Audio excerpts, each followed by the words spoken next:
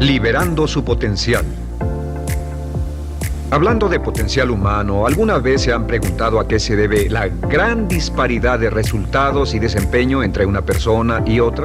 Una persona que percibe $250,000 anuales no es 10 veces más astuta ni mejor que una persona que percibe $25,000 anuales. ¿Por qué la diferencia de 10 veces sus ingresos? Y si tomamos a una persona que percibe $2,5 millones al año, ¿será esa persona 100 veces mejor, más astuta que la persona que gana $250,000?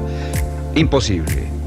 En un estudio reciente de coeficiente intelectual probaron a 1,000 personas de una cierta población y llegaron a la conclusión de que la mejor persona entre los 1,000 solo era 2,5 veces más astuta que la persona de menor coeficiente intelectual. Solo 2,5 veces la disparidad, y tal vez eso sea con toda la población. ¿A qué supone que se debe la diferencia? Al hablar de potencial humano, llegamos a una fórmula que deduje hace algunos años. Tal vez eso lo explique un poco. La fórmula comienza con lo que llamamos AI, o sea, atributos innatos, las cualidades, la inteligencia, la habilidad, el temperamento, cosas con las que se nace que no pueden cambiarse mucho. Además de los atributos adquiridos. Estos atributos son muy importantes, son su educación, su capacitación, sus capacidades, su experiencia, conocimiento, sabiduría, etc., multiplicado por A, que su actitud es igual al potencial humano individual o al desempeño humano individual o resultados individuales humanos. Ahora, de estos tres, los atributos innatos se traen desde el nacimiento. Los adquiridos pueden cambiarse, pero se necesita cierto tiempo para ello, aunque a veces cambiamos muy rápidamente. Cierta información valiosa puede cambiar dramáticamente su eficacia, pero las actitudes pueden aumentarse o disminuirse dramáticamente en segundos. Cada vez que mejoramos nuestra actitud, multiplicamos todas nuestras capacidades. Una actitud ha sido llamada acertadamente el lenguaje más importante del ser humano, la palabra más importante del idioma en el humano. Todo lo que hacemos en la vida, según un estudio en Harvard entre estudiantes ejecutivos, será en un 85% de actitudes. Un 85% de su éxito estará determinado por su actitud. Eso significa que está determinado por cuán positivo o cuánta actitud mental positiva se tenga. Las personas con actitudes mentales positivas tienden a avanzar más rápidamente, se mueven hacia la cima en organizaciones valiosas, ganan más dinero, sacan más satisfacción de la vida. Una actitud mental positiva no significa que baile por las calles y arroje flores. Solo significa que tome una actitud constructiva en general o se aproxime hacia su trabajo, su vida, sus problemas, relaciones, etc. Según el informe Cox de las empresas americanas, según la revista Success, un 85% o más de todo lo que se logra se debe a la actitud. Y la pregunta es, ¿de dónde vienen las actitudes? Las actitudes vienen de las expectativas. Muy simple, ya hablamos de eso. Y una forma muy poderosa de mejorar su actitud instantáneamente es decir, aunque no lo crea, pienso que algo maravilloso va a ocurrirme hoy. Como dijimos antes, nuestras expectativas sobre los desenlaces determinan nuestra actitud. Si espera que las cosas salgan bien, tendrá una actitud positiva. Si espera que salgan mal, tendrá una actitud negativa. Y lo maravilloso es que podemos fabricar nuestras expectativas. Podemos esperar lo que deseamos. Podemos esperar cosas buenas, cosas malas, y no nos decepcionaremos. ¿De dónde surgen nuestras expectativas? Nuestras expectativas surgen de nuestras creencias y de nuestros valores. Son el centro de los factores motivacionales de nuestra personalidad, nuestras creencias, y esto nos conduce a un entendimiento del potencial humano. Significa básicamente que nuestra actitud es una expresión externa de lo que está ocurriendo internamente, y esto es consistente con las leyes mentales. Con respecto a las creencias, cada uno de nosotros tiene muchas creencias en el fondo que los psicólogos llaman los conceptos propios. El concepto propio, o su descubrimiento, es considerado por muchos como el logro único y más importante para comprender el desempeño humano en el siglo XX. Yo estoy de acuerdo. El concepto propio es como, si queremos usar una analogía militar, el centro de mando. O si queremos usar una analogía técnica, es el programa central de su computadora básica. Es un grupo de creencias, valores, actitudes, sentimientos, ideas, etcétera, almacenadas en el fondo de nosotros y son el resultado de casi todas las experiencias que hemos tenido en la vida. Y algunos investigadores dicen que el concepto propio comienza a formarse aún antes del nacimiento, pero el concepto propio, una vez colocado, Precede, predice y determina sus niveles de eficacia y desempeño en todas las áreas de nuestra vida. El concepto propio se convierte en el centro de mando o el programa maestro. El concepto propio de este grupo de creencias determina lo que dirá, lo que hará, cómo actuará, cómo se siente y reacciona, etc. ¿Qué significa esto? Significa que todas las mejoras en su vida externa, todos los cambios en su realidad comienzan con un cambio en su concepto propio. Les voy a explicar lo que significa. Esta es una gráfica muy simple. Hablamos de potencial humano y decimos que la persona promedio usa un 10% o menos de su potencial. Según investigaciones, tal vez es mucho menos. El Instituto Stanford Brain en Santa Clara, California, estima que tal vez se aproxime a un 2%. Seremos generosos y diremos que la persona promedio usa un 10%. Significa que en los mejores casos, la mayoría, como usted o yo, no usamos un 90% de nuestro potencial. Uno de los mejores filósofos, Oliver Wendell Holmes, dice que la tragedia de la persona promedio es que llegan a la tumba con su música aún por dentro. Aún están funcionando con mucho menos de su potencial total. Y esto es el potencial humano.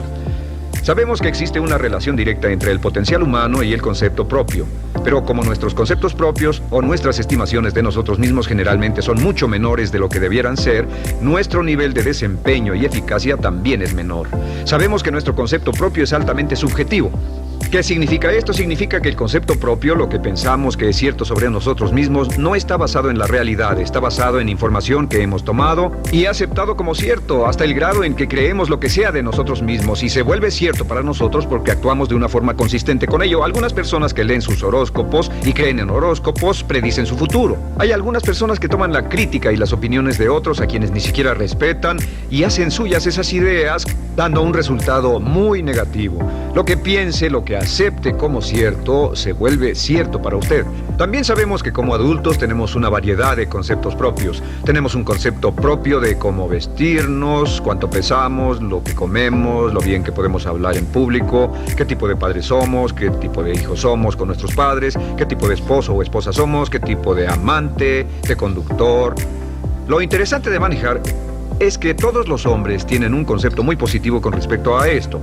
Las mujeres no entienden esto, pero los hombres nacen con un genio inherente para manejar. Todos los hombres son choferes excelentes. Si no lo creen, todo lo que tienen que hacer las mujeres que están viendo esto es pensar en la última vez que trataron de corregir la forma de conducir de un hombre y recordarán que no obtuvieron buenas respuestas. ¿Cómo respondemos ante alguien que desafía nuestro concepto propio, sugiriendo que no somos las personas que pensamos ser? Estamos a la defensiva, nos enfadamos, nos irritamos, es difícil que nos traten. Tenemos un concepto propio de lo creativos que somos, lo inteligentes, lo rápido que leemos, lo bueno que somos en los deportes, y si practicamos una gran variedad de ellos, tenemos un concepto propio para cada uno de ellos. Tenemos un concepto propio de lo bien que cocinamos, de lo bien que educamos a nuestros hijos, de lo bien que limpiamos nuestra casa, los autos que manejamos, etc. Y también de lo que valemos por lo que ganamos. Es muy interesante saber que nunca ganamos más del 10% de nuestro concepto propio en ingresos. Nuestro concepto propio determina nuestro nivel de ingresos. Este nivel de concepto propio se llama zona de confort. Y aunque queramos más dinero, veremos que la tendencia humana natural de todas las actitudes es luchar por lograr entrar a la zona de confort y luego quedarnos ahí. Si ganamos un 10% por encima de nuestro concepto propio de ingresos, tendremos una necesidad imperante de deshacernos de ese dinero. Lo donaremos, lo gastaremos en forma extravagante y hasta lo perderemos si recibimos demasiado. Las personas que ganan la lotería siempre están quebradas a los 2 o 3 años. Queman el dinero porque ese dinero está más allá de su concepto propio. Si gana 10% o menos de su nivel de concepto propio, se descubrirá luchando, trabajará más duro, más tiempo, pensará en forma más creativa, buscará diferentes formas para aumentar sus ingresos o sus segundos ingresos. La única forma de mejorar cualquier parte de su vida, incluyendo sus ingresos, es aumentando el nivel del concepto propio de sus ingresos, comenzando a pensar en usted como si estuviera ganando más dinero. Si quiere bajar de peso, la única forma en que podrá lograrlo es pensando en que está delgado. Piense en usted mismo como una persona más delgada. Si quiere volverse una persona más popular, más amorosa, más feliz o más sana, comience a pensar una y otra vez en esas cosas hasta que se vuelvan parte de su nuevo concepto propio. Hablaremos de eso más adelante. Es una parte esencial de la programación de su mente hacia el éxito. Su concepto propio global está determinado por el promedio de sus conceptos propios en las áreas que considere importantes. Ahora, su concepto propio está formado de 3 partes críticas. La primera parte del concepto propio es el ideal propio.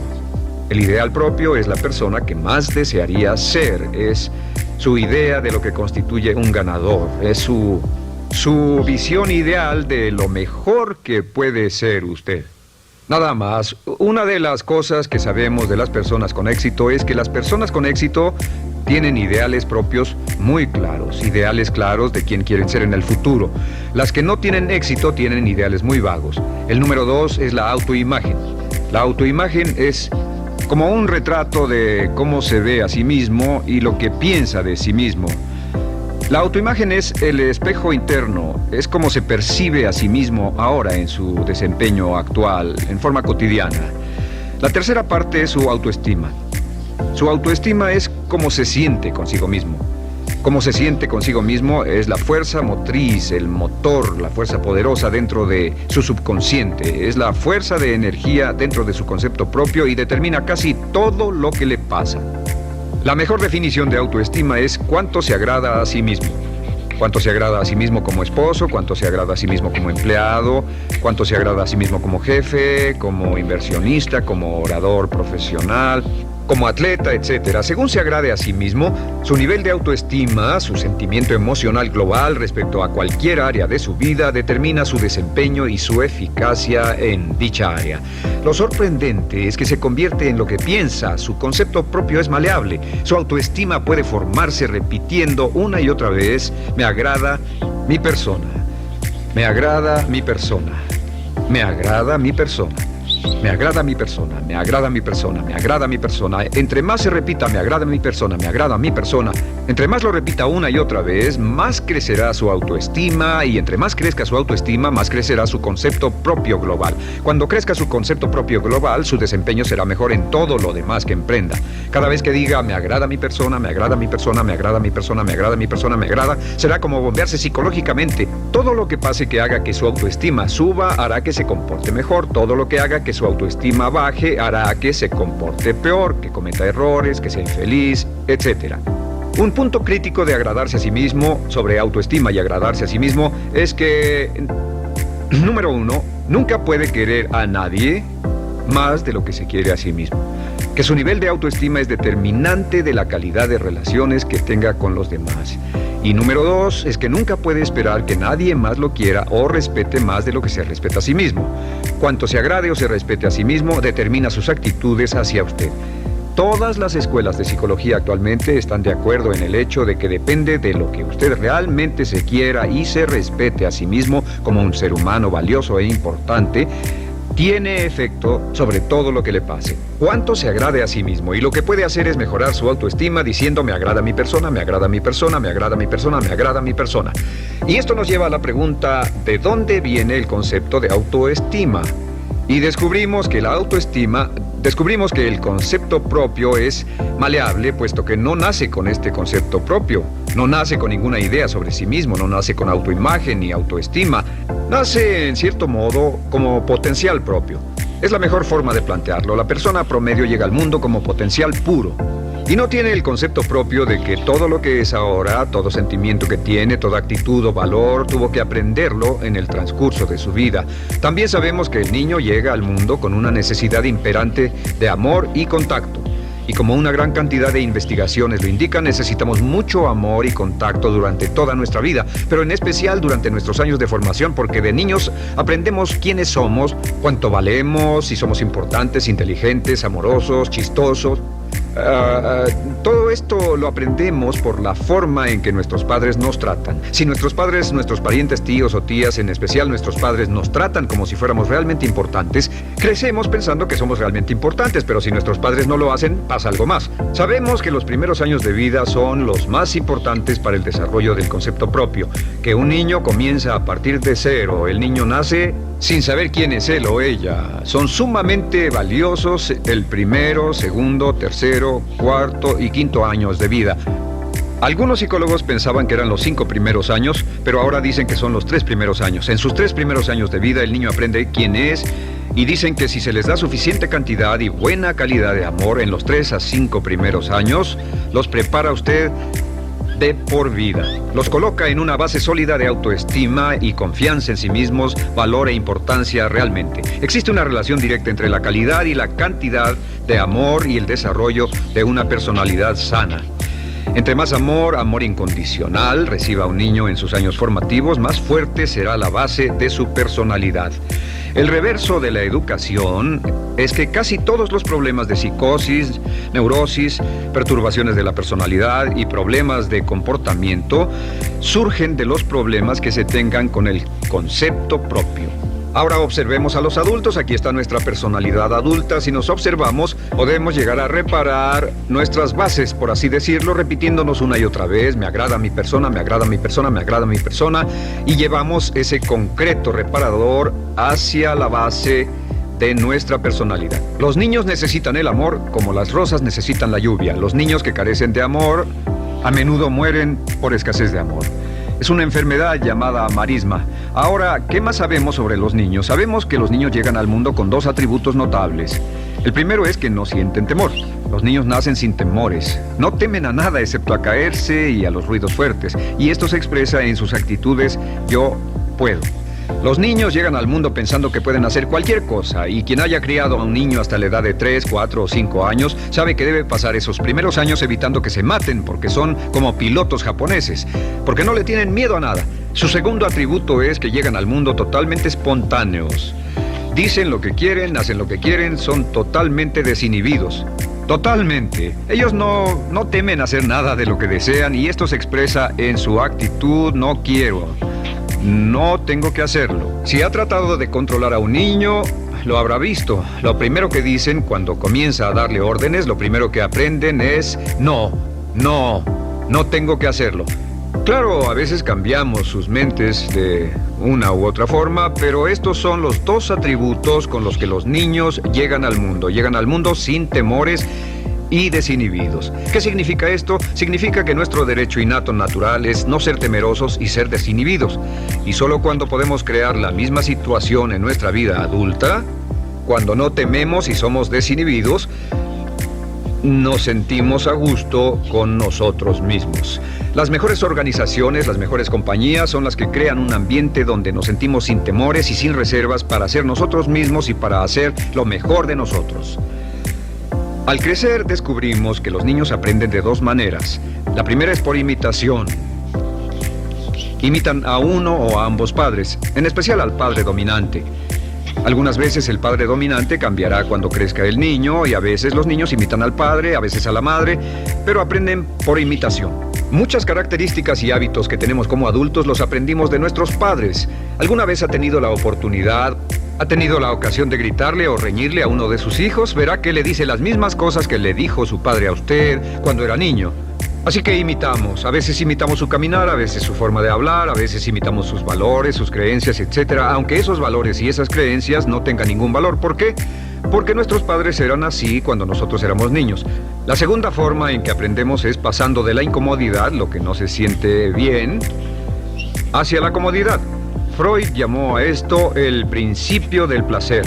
O sea que nos movemos hacia aquello que nos hace sentir cómodos, lo que nos da placer, lo que nos hace sentir bien con nosotros. Nos movemos de la incomodidad hacia la comodidad. Así es como aprendemos a no mojar el pañal, por ejemplo. Sabemos que no es agradable caminar con popó o pipí en nuestros pañales. Vemos lo que hacen nuestros padres, vemos lo que nuestros parientes hacen y decimos: estas personas no hacen lo que yo. Así aprendemos a caminar y lo demás. Así que de la incomodidad hacia la comodidad. Durante toda nuestra vida, por cierto, así es como aprendemos. Imitamos leyendo lo que otras personas hacen, estudiando libros y en el trabajo, imitamos cuando vamos a la escuela y hacemos lo que nos da resultados positivos, lo que nos da refuerzos positivos, y hacemos cada vez menos las cosas que nos causan incomodidad o dolor. Ahora, muy temprano en la vida, como equivocación o como resultado de una equivocación que los padres cometen en la crianza, los niños comienzan a aprender hábitos y patrones negativos. Los patrones y hábitos negativos tienen sus raíces principalmente en la crítica destructiva. La crítica destructiva comienza muy temprano en la vida, a veces en los primeros meses. Y la crítica destructiva la usan los padres para dirigir y controlar a sus hijos. Desafortunadamente, tiene un efecto muy peligroso y dañino sobre nosotros, ya que la crítica destructiva tiende a minar la integridad de la personalidad del niño. Muchos de nosotros, incluyéndome a mí y a muchos de ustedes, nos hemos visto minados y heridos por la crítica destructiva más que todas las guerras en la historia. Ahora, como resultado de la crítica destructiva, comenzamos a desarrollar hábitos y patrones negativos. Los patrones de hábitos negativos son respuestas condicionadas hacia los estímulos. Los patrones de hábitos negativos se desarrollan en los inicios de la vida. Se desarrollan como resultado de una repetición del temor y el dolor una y otra vez. Se desarrollan como resultado de la crítica destructiva, el castigo físico, etc. En los inicios de la vida comenzamos a desarrollar dos manifestaciones que nos persiguen durante toda nuestra vida y más que ninguna otra cosa inhiben nuestro potencial. La primera es la llamada patrón de hábito negativo inhibido. El patrón de hábito negativo inhibido se aprende cuando al niño le dicen una y otra vez no. Aléjate de ahí, no toques eso, y se le castiga. Cuando el niño intenta algo nuevo o se involucra con algo, o huele algo, o derrama algo, o rompe algo accidentalmente, el padre estalla y se enfada mucho. Como ven, el niño está impulsado por la curiosidad insaciable de explorar su mundo. Y lo que pasa es que cuando lo explora o se interesa y echa a perder algo, si el padre reacciona golpeando al niño, el niño comienza a pensar cada vez que intento algo nuevo, cada vez que intento algo diferente, cada vez que voy más allá de mis límites, cada vez que me salgo de mi zona de comodidad, cada vez que no juego sanamente, me golpean, me castigan, me lastiman, me envían a mi alcoba y me siento mal. Y muy pronto el niño desarrolla el sentimiento de no puedo, no puedo. No puedo. Cada vez que trato algo diferente, me castigan. No puedo, no puedo, no puedo. Es como la respuesta de Pavlov. Pavlov sonaba la campana y le daba de comer a un perro, y el perro salivaba y Pavlov alimentaba al perro. Mientras sonaba la campana, el perro salivaba y siguió haciendo eso, y después Pavlov solo sonaba la campana y el perro salivaba. Lo que pasa en la vida adulta es que esto crea lo que llamamos temor al fracaso. El temor al fracaso es una respuesta condicionada a un proceso de crítica destructiva que ocurre en los primeros 5 o 6 años de la vida. El temor al fracaso automáticamente nos activa, nos sentimos ansiosos, tensos, intranquilos, sentimos presiones y estrés en nuestro plexo solar, sentimos ganas de retirarnos del evento, y el temor al fracaso es la razón principal por los fracasos en la vida adulta. Es la razón principal por la que evitamos cumplir plenamente nuestro potencial. De hecho, todos los patrones de hábitos negativos se experimentan en el cuerpo físico. Puedes saber cuál es un patrón de hábito negativo porque se siente en el cuerpo físico, precisamente. El patrón de hábito negativo inhibido, el temor al fracaso, el no puedo, ocurre primero que todo en el plexo solar. Ha tenido la ocasión donde debe hablar frente a un grupo, debe ir a una revisión de su desempeño o debe hacer una llamada determinante. Primero su plexo solar se aprieta. Si el temor continúa, su respiración se acelera. Su corazón comienza a latir apresuradamente, su frecuencia respiratoria aumenta y le duele la cabeza como migraña en la parte frontal, su garganta se le cierra y no puede hablar y se le seca la boca por completo. Y como se pone tan tenso y asustado, va corriendo al baño. Estas son todas las manifestaciones. No hay peligro físico, pero sí peligro psicológico, una respuesta condicionada. Cuando sentimos estas cosas, la tendencia es retirarse de la situación que las ocasiona, y es la razón por la que no logramos mucho si retrocedemos. Es muy importante. El segundo patrón de hábitos negativos es el compulsivo. El patrón de hábito negativo compulsivo se aprende cuando a los niños se les dice una y otra vez: más vale que lo hagas. Si no lo haces, tendrás problemas o me las pagarás. A los niños se les convierte en recipientes del amor condicionado. Los padres no intentan hacer esto, pero lo que hacen es sugerirle al niño: no te amo, por lo tanto no estás a salvo, a menos y hasta que hagas lo que yo quiero. El niño crece sintiendo: tengo que hacer lo que quiera mi mamá. Debo complacerla, debo complacer a papá, debo complacer a los demás, debo complacer a mis parientes y a veces debo complacer a mis semejantes, debo complacer a mis maestros, debo complacer a todo el mundo, y crecen con esto: debo. No puedo hacer lo que quiero hacer, debo hacer lo que complace a las demás personas. Este patrón de hábito negativo muy temprano en la vida se traduce en el temor al rechazo. El temor al rechazo lo experimentan los hombres como adultos como un comportamiento tipo A. Hablaremos del comportamiento tipo A posteriormente.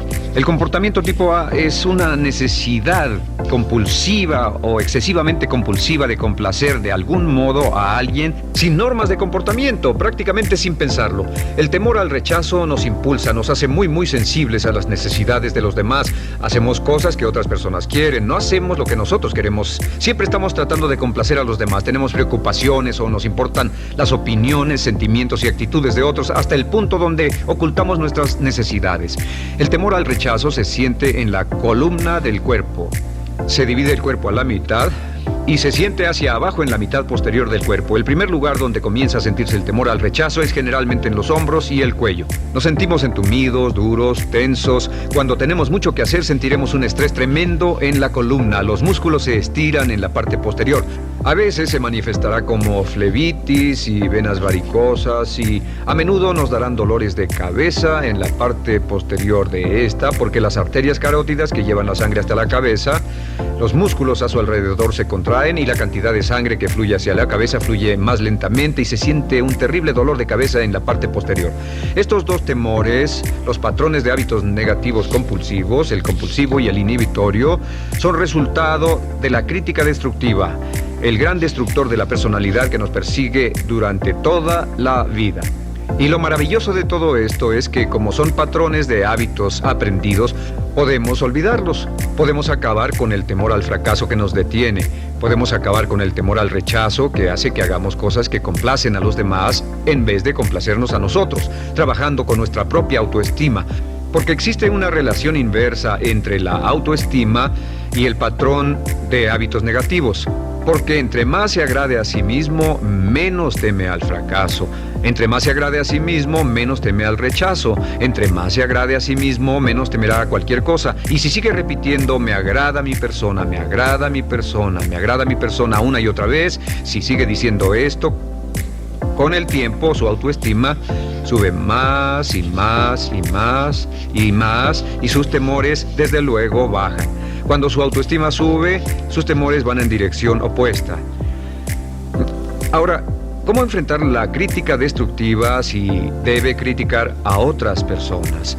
Pues eso es muy simple. Muchos padres nos han preguntado eso. ¿Cómo se controla a los niños? Una de las claves para controlar a los niños es dirigirlos para que hagan algo constructivo en lugar de hacer algo destructivo. Otra cosa que debe recordarse es que lo que quiere hacer es que quiere dar una crítica informativa, crítica constructiva, lo que significa que se les dice a los niños lo que pueden hacer o a los adultos lo que pueden hacer mejor. Todo el propósito de dar retroalimentación de cualquier tipo es mejorar el desempeño. Si es padre o si es jefe o si es una persona en una relación, si una persona está haciendo algo malo o inadecuado, todo el propósito de darles cualquier tipo de retroalimentación es para que puedan hacerlo mejor. Sin embargo, existe una relación directa entre la autoestima y la crítica destructiva. Cada vez que se critica a una persona, su autoestima baja. Y cada vez que su autoestima baja, su habilidad para desempeñarse baja. Si critica a una persona en forma destructiva demasiado tiempo, llegará a un punto donde no intentarán nada. Se convierte en lo que llamamos hipersensible. Un adulto hipersensible es aquel que no puede aceptar críticas de nadie. Un adulto hipersensible es una persona que está muy tensa, ansiosa, si siquiera sugiere que no está haciendo lo correcto. Si trata con un adulto hipersensible, la clave es sentarlo y recordar 4 cosas. Número 1, comenzar con alabanzas. Número 2, proteja la autoestima de la persona a toda costa. Número 3, discuta el desempeño y no a la persona. Hable del comportamiento más que de la persona. Y número 4 es enfocarse hacia el futuro en vez de en el pasado. Enfóquese hacia lo que va a hacerse en forma diferente en el futuro en vez de lo que pasó en el pasado. ¿Por qué? Una razón muy simple, porque una persona no puede controlar el pasado. Al no poder controlar el pasado, cualquier crítica de lo que han hecho en el pasado les da un estrés tremendo y frustración. Así que en resumen, la clave del éxito en la vida es una actitud mental positiva. Una actitud mental positiva se basa en expectativas de éxito, de una serie de expectativas positivas. Esa serie de expectativas positivas se basa en sus creencias y en su concepto de sí mismo. El centro de su concepto propio que determina su eficacia en la vida es su autoestima Y su autoestima se mide por cuanto se valore a sí mismo. Las dos cosas que nos frenan más que nada son el temor al fracaso y el temor al rechazo. Y uno de nuestros secretos centrales de éxito es este: conviértase en un organismo generador de autoestima perpetua. Haga continuamente cosas para usted mismo, hacia sí mismo en su vida, que hagan que se agrade a sí mismo, que se ame, que se acepte, que se respete, que hagan que se sienta fantástico con usted mismo. Si es un jefe o un padre, no olvide que la clave para el máximo desempeño en su hogar y en su trabajo es hacer que las personas se sientan maravillosamente consigo mismas.